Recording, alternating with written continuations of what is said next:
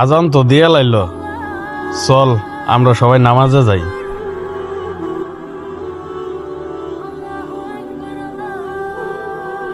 কিরে, বুঝলাম না, তোরা সবাই আমার দিক তাকাই রেছিস কে? চল নামাজে যাই, আজান দিছে।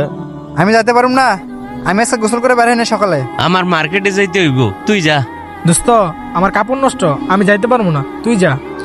ও মা, তোরা এটা কি কথা কইতেছস? এই রমজান মাসে নামাজ পড়বি না মানে? এই রমজান মাসটা কত ভাগ্যে পাইছি, আবার আইব এই একটা বছর পরে। তোরাও চিন্তা কর, এই রমজান মাসটা যদি জায়গা আবার যে রমজান মাসটা পাইমো, তার কোনো গ্যারান্টি আছে? এ আশিক, ওঠ, চল নামাজটা পড়ে আইগা। যা তো যা, তুই যা, আমি এখন নামাজ পড়তে যাইতে পারবো না, জ্ঞান দিস না তুই।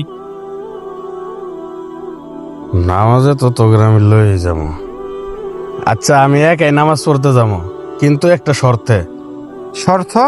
আচ্ছা বল, কি শর্ত? তোরা সবাই মিলে আমার একটা সহজ প্রশ্নের উত্তর দে। কি প্রশ্ন বল?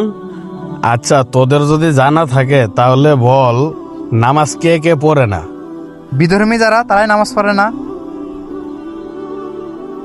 যাদের মৃত্যু হয়েছে, মরা মানুষ, তাদের নামাজের দরকার নাই।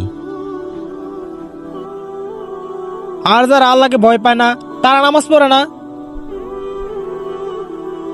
এখন বন্ধু তোরাই বাচ্চাল, এখান থেকে তোরা কে কোনটা?